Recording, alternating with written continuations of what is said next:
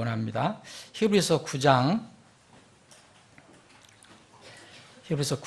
신약성경 히브리서 9장입니다.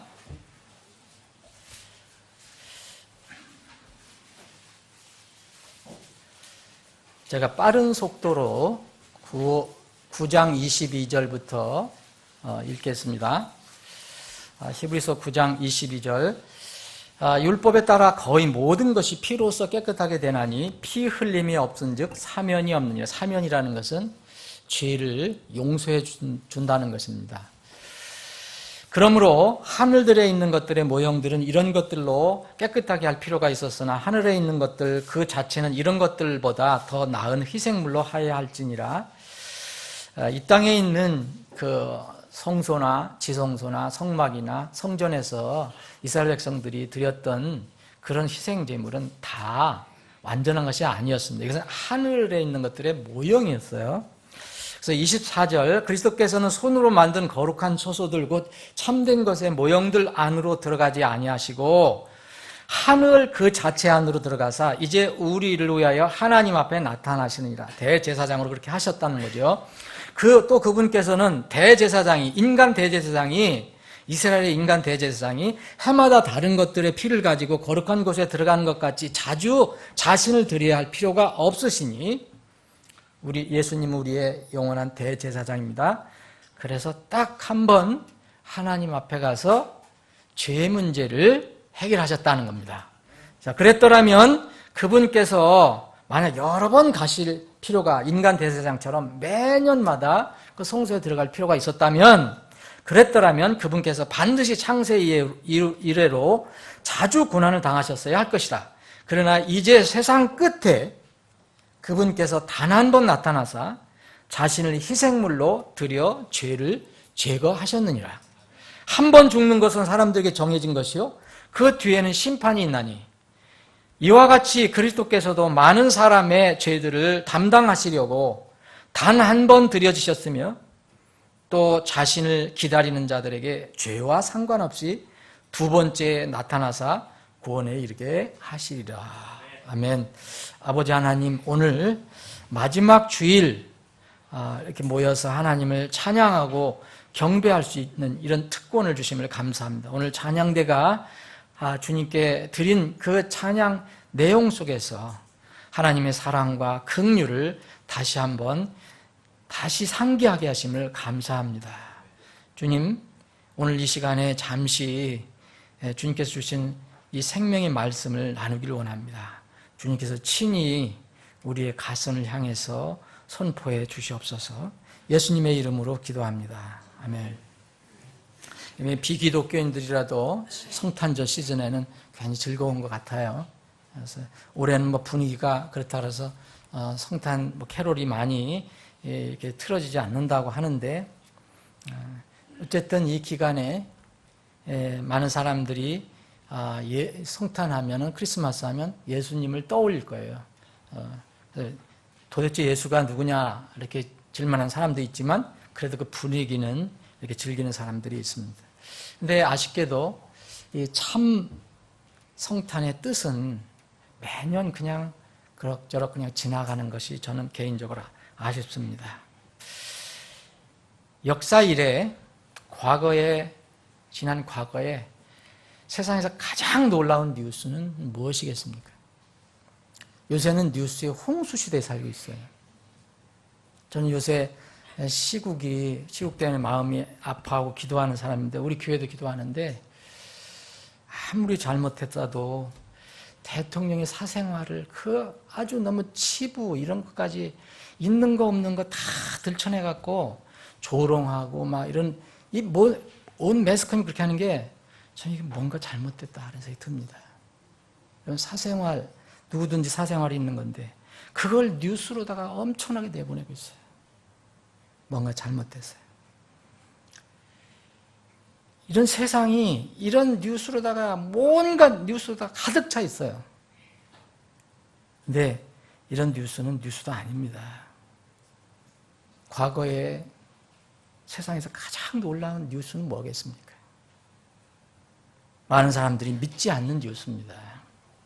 2000년 전에 하나님께서 어떻게 전능하신 하나님께서 이 우주 만물을 만드신 하나님께서 우리와 같은 누추한 사람의 몸을 입고 오셨는가?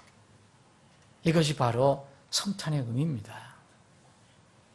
그래서 바울 사도는 디모데에게 준 편지에서 디모데전서 3장 16절에 보면 이것이 참 신비라고 했어요. 신비다. 과거의 인류의 역사에서 가장 크고 놀라운 뉴스입니다. 그러면 앞으로 미래의 역사에서 인류 역사에서 가장 놀라운 뉴스는 무엇이 되겠습니까? 이 뉴스는 기절할 정도의 뉴스가 됩니다.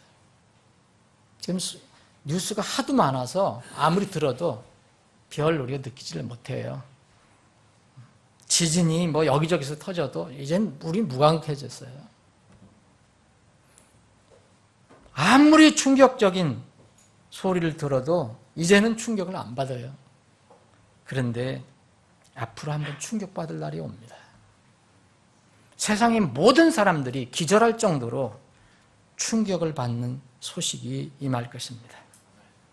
모두 정신 잃고 아마 기진할지도 모릅니다. 이 소식이 무엇이냐면 그 초림하셨던 바로 하나님께서 다시 우리 눈에 나타나신다는 겁니다.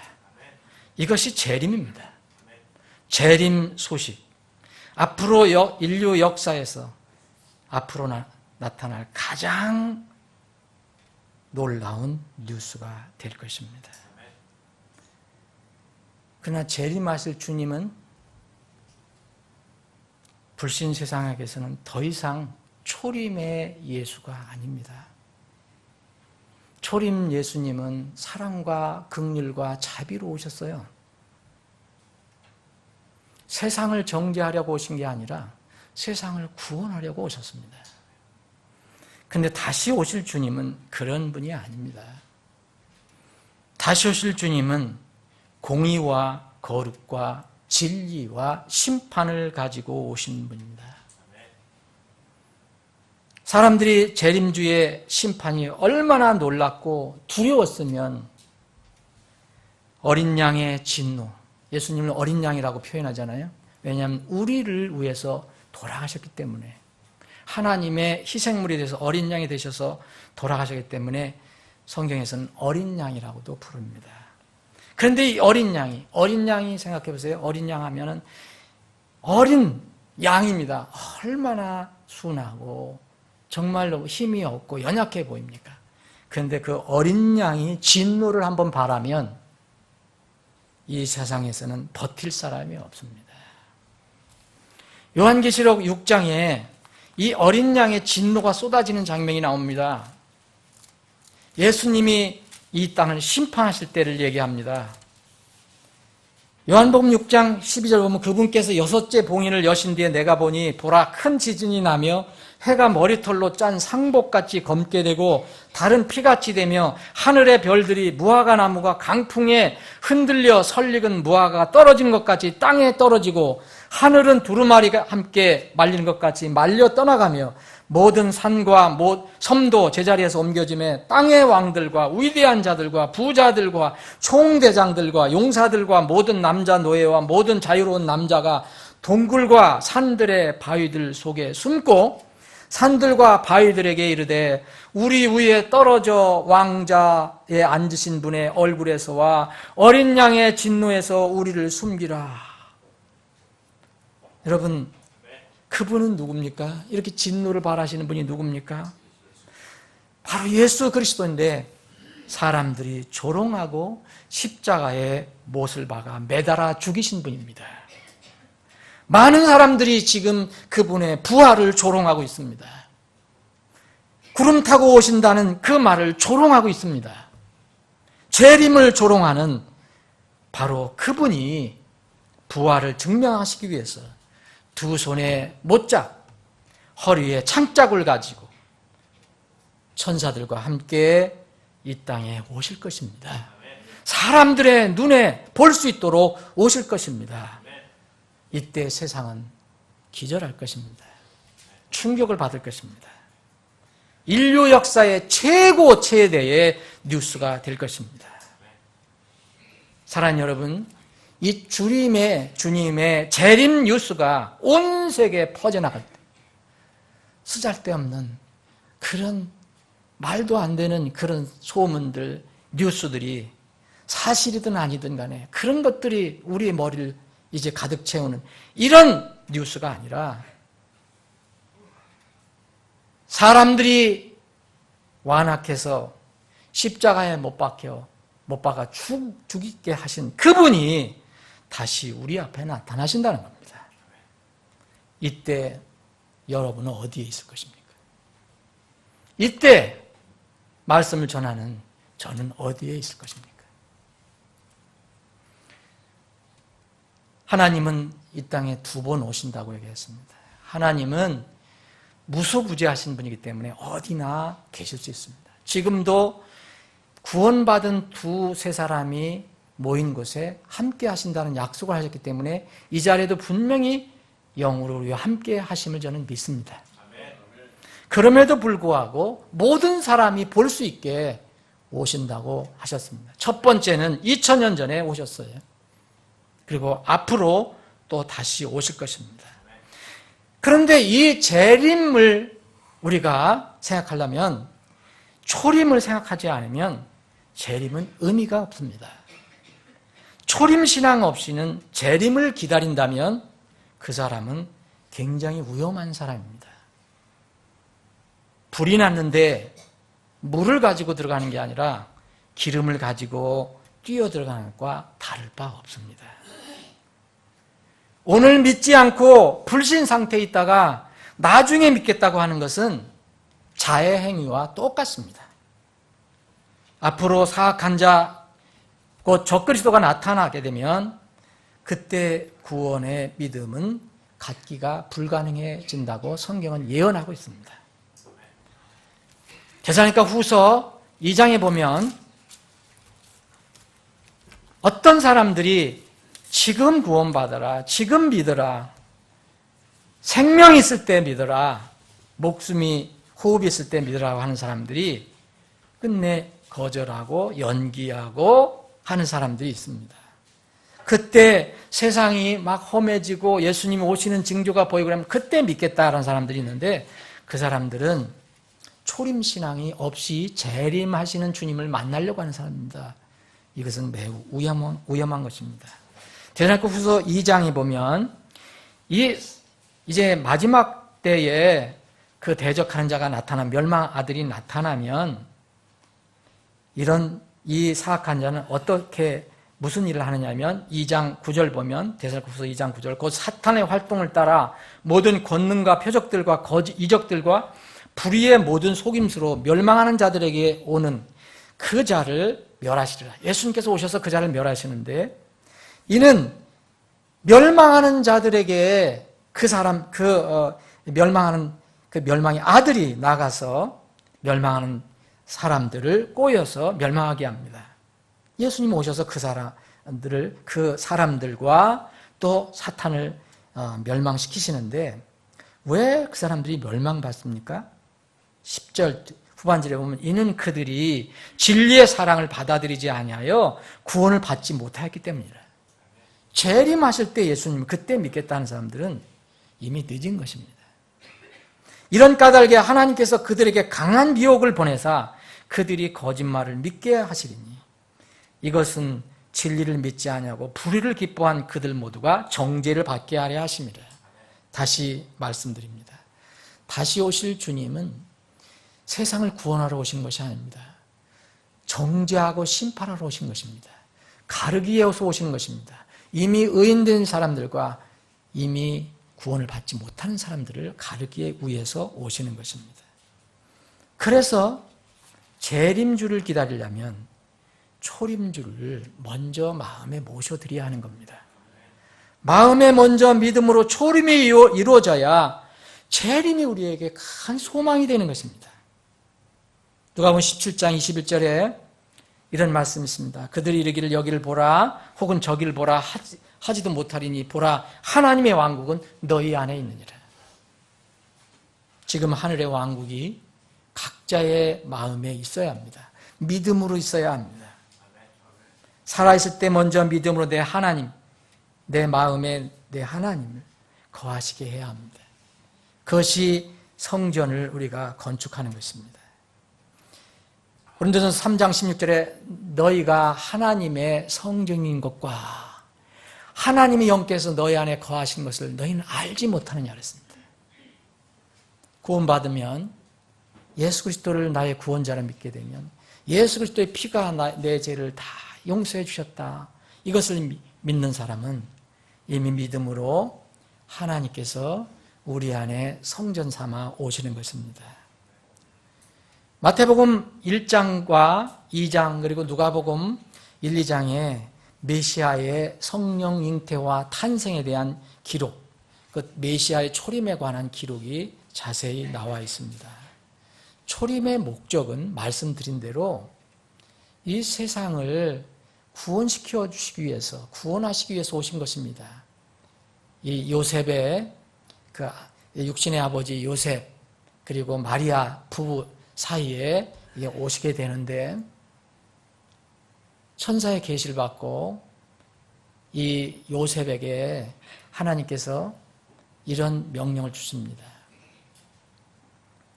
요셉에게 천사가 뭐라고 얘기하냐면 너희 아내 마리아 그녀가 아들을 낳으리니 그의 이름을 예수라 하라. 이미 정해졌습니다. 예수는 구원자라는 뜻입니다. 세이비어라는 뜻입니다. 메시아라는 뜻입니다. 예수라 하라. 이는 그가 자기 백성들 그들의 죄들에서 구원할 것이기 때문이라 그랬어요. 그분은 구원을 위해서 오셨습니다. 근데 그분은 모든 것을 다 죄 문제를 다 해결해 놓으시고 다 이뤘다 하시고 숨을 거두시고 돌아가시고 또 묻혔다가 3일 만에 또 승천하셨습니다. 초림의 목적이 여기에 있습니다. 그 아들을 우리가 기리는 것은 그분이 내 죄를 용서해 주시기 위해서, 그래서 그분이 피를 흘리시기 위해서 오셨구나 하는 것을 기억하는 시즌입니다. 그런데 재림의 목적은 무엇입니까? 오늘 본문 말씀을 보시면 재림의 목적이 분명히 나와 있습니다. 재림의 목적은 여러 군데 나와 있지만 오늘 본문 말씀은 간단하게 이렇게 설명하고 있습니다. 28절 보면 이와 같이 그리스도께서도 많은 사람의 죄들을 담당하시려고 단 한 번 들여주셨으며 이게 초림의 목적이었습니다. 또 이후부터는 재림입니다. 또 자신을 기다리는 자들에게 죄와 상관없이 두 번째 나타나사 구원에 이르게 하시니라. 두 번째 오실 때는 사람들의 죄를 용서하고 안 하고 이런 건 상관이 없습니다. 원래 예수님은 죄가 없으신 분이고요. 근데 그때 가서 죄 문제를 해결하려면 해결이 되지가 않습니다. 그때는 정죄 심판입니다. 죄와 상관없이 오시는 것입니다. 이것이 바로 재림의 목적입니다. 하나님 알기를 거절하고 그리스도의 복음에 순종하지 않은 사람들을 불로 징벌하시고 구원받은 성도들 가운데에서는 칭송을 받으시기 위해 오시는 것입니다. 우리에게는 놀랍고 기쁜 날이 될 것입니다. 그러나 예수 그리스도를 끝내 거절하는 사람들에게는 정말 비참한 날이 될 것입니다. 데살로니가후서 1장 6절에 보면 너희를 괴롭게 하는 자들에게는 환난으로 갚으시고, 데살로니가 성도들이 엄청나게 고통을 당했습니다. 예수님 때문에, 예수님을 증거할 때마다. 그런데 하나님께서 이런 계시를 주셨습니다. 너희들 그 고난, 내 환난 내가 갚아줄 때가 있을 거야. 그렇게 얘기하시는 겁니다. 너희를 괴롭게 하는 자들에게는 환난으로 갚으시고 괴로움을 당하는 너희에게는 우리와 함께 안식으로 갚으시는 것이 하나님께는 의로운 일인즉 주 예수님께서 자신의 강력한 천사들과 함께 하늘로부터 나타나사 하나님을 알지 못하는 자들과 우리 주 예수 그리스도의 복음에 순종하지 아니하는 자들에게는 타오르는 불로 징벌하실 때 그리하시리라. 그들은 주의 앞과 그분의 권능의 영광에서 떠나 영존하는 파멸로 형벌을 받으리로다.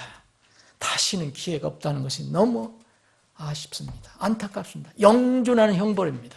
일시적인 형벌이 아닙니다. 그런데 여러분, 데살로니가 교회를 비롯해서 주님을 사모하고 기다리는 이 성도들에게는 기쁨의 날이 될 것입니다. 10절, 그날에 그분께서 오셔서 자신의 성도들 가운데서 영광을 받으시고 믿는 모든 자들 가운데서 칭송을 받으시리니 이는 너희가 우리의 증언을 너희 가운데 믿었기 때문이라. 다른 거 아무것도 없습니다. 복음을 전했을 때 믿은 것뿐이었습니다. 최후에 이제 사탄, 짐승, 적그리스도와 거짓 대언자들에게 속은 많은 세상의 사람들이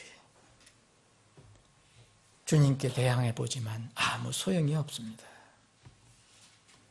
다 의인과 불의한 사람들이 갈라지는 것만 남아 있습니다.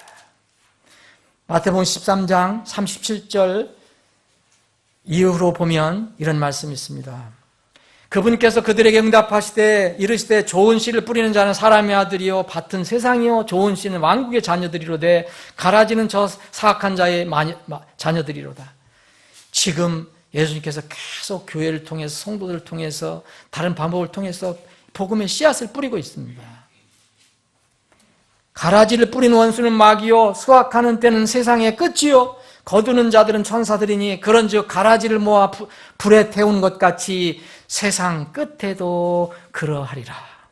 사람의 아들이 자기 천사들을 보낼 것이요 그들이 실족하게 하는 모든 것과 불법을 행하는 자들을 그의 왕국에서 모아다가 불타는 용광로 속에 던져 넣으리니 거기서 통곡하며 이를 갈미 있으리라.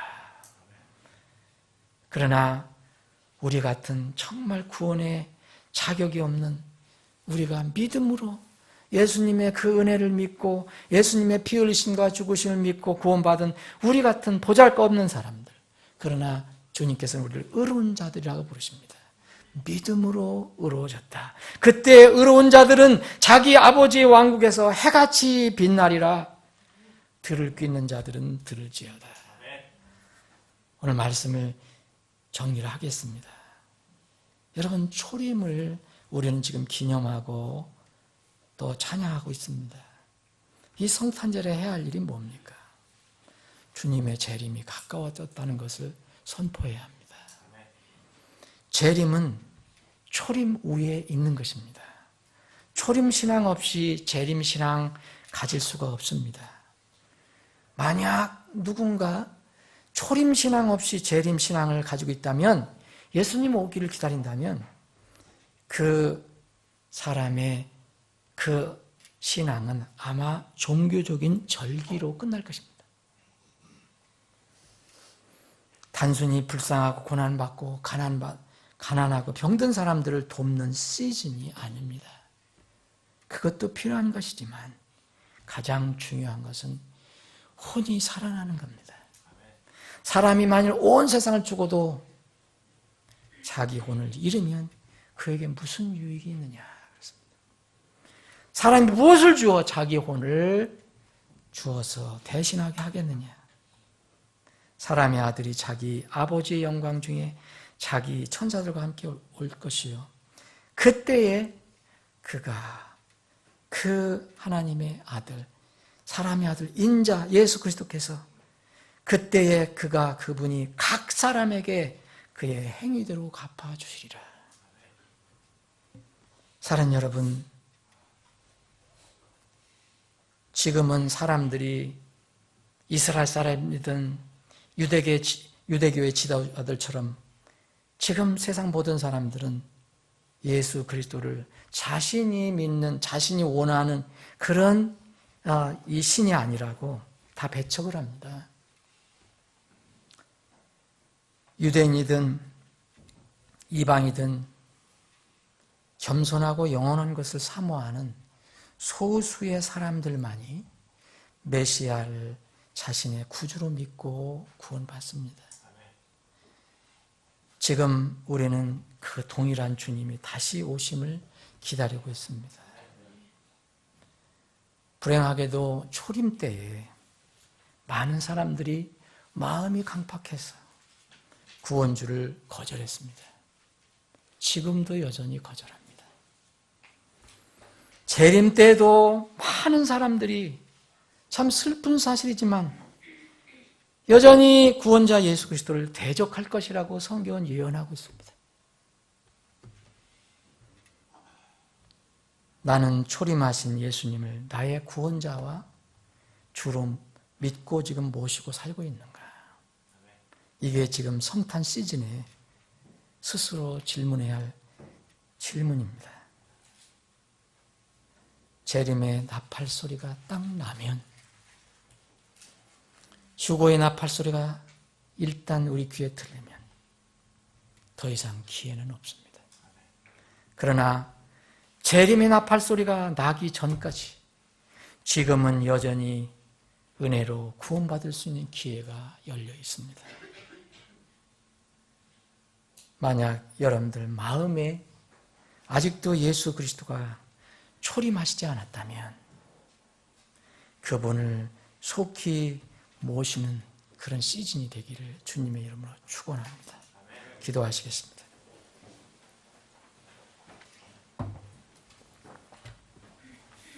잠깐 기도하는 시간 갖겠습니다. 오늘 우리는 하나님께서 준비하신 우리 형제자매 찬양대를 통해서 부르게 하신 그 찬양곡 안에 있는 내용, 그리고 육성으로 나눈 하나님의 말씀을 지금 들었습니다. 가장 중요한 것은 지금 이 시즌에 내 마음에, 내 영혼에 초림하신 예수님이 계시느냐 계시지 않느냐에 달려 있습니다. 만약 초림 예수님이 여러분들 마음속에 지금 계시지 않으면 매우 위험하게 살아가고 있는 것입니다. 그분은 우리 눈에 보이지 않습니다. 다만 믿음으로만 임합니다. 너희가 믿음으로 은혜를 통해, 은혜로 믿음을 통해 구원을 받았나니 그랬습니다. 그것은 보이지 않습니다. 내 마음에 예수 그리스도를 내 마음에 받아들이는 것이 바로 믿음입니다. 그분이 여러분들의 모든 죄를 다 깨끗하게 제거하시기 위해서 십자가에서 피 흘려 죽으시고, 또 우리가 영원히 부활해서 영체로 살아나갈 수 있도록 3일 만에 부활하셨다는 사실을 여러분들 마음속에 믿으시고 그분을 받아들이면 초림 예수님이 여러분들 마음 안에 임하신 것입니다. 부디 여러분 그렇게 마음으로 결단하시고 그렇게 믿으시기 바랍니다. 그분의 죄와 피와 죽으심, 부활을 지금 믿고 구원받아서 하나님의 자녀가 되시기를 저는 간절히 소원합니다. 그렇게 되면 이제는 우리가 떳떳하게 평안한 가운데 다시 오실 주님을 맞을 준비를 하며 살 수 있습니다. 이미 이렇게 초림하신 예수님을 구주로 모시고 있는 사람들은 그분의 피로 죄 문제를 다 해결받으신 분들은 다시 오실 주님을 소망하며 사시기를 축원합니다. 아버지 하나님, 오늘 저희들에게 찬양을 하고 또 찬양을 들을 수 있게 하시고 또 말씀을 듣고 또 말씀을 나눌 수 있게 하시니 감사합니다. 2016년 마지막 주일 이렇게 주님을 온전히 찬양하고 경배하는 시간으로 보내게 하시니 감사합니다. 오늘 이 말씀을 듣는 혼들 중에서 이 자리에 있든 또 이 밖에 교회 밖에서 다른 방법으로 인터넷을 통해 듣든지 무슨 방법을 통해서 듣는 혼들 중에서 아직 초림 예수가 없는 그런 혼들이 있다면 주님 그 마음을 움직여 주셔서 성령께서 강하게 역사해 주셔서 지금 이 시간 마음에 무릎을 꿇고 죄인임을 고백하고 예수님을 자신의 영원한 구원자라 자와 주로 영접하게 하옵소서. 그래서 하나님의 자녀로 태어나는 기쁨이 있게 해 주시옵소서. 우리에게 2016년 이 마지막 주를 허락해 주심을 감사합니다. 주님께서 오실 한 해가 또 1년 더 가까워졌음을 감사합니다. 2017년 다시 오실 주님을 소망하며 간절하게 소망하며 기다리는 그런 한 해로 살기를 원합니다. 이런 은혜가 우리 모두에게 있기를 소망하오며 거룩하신 예수님의 이름으로 기도합니다.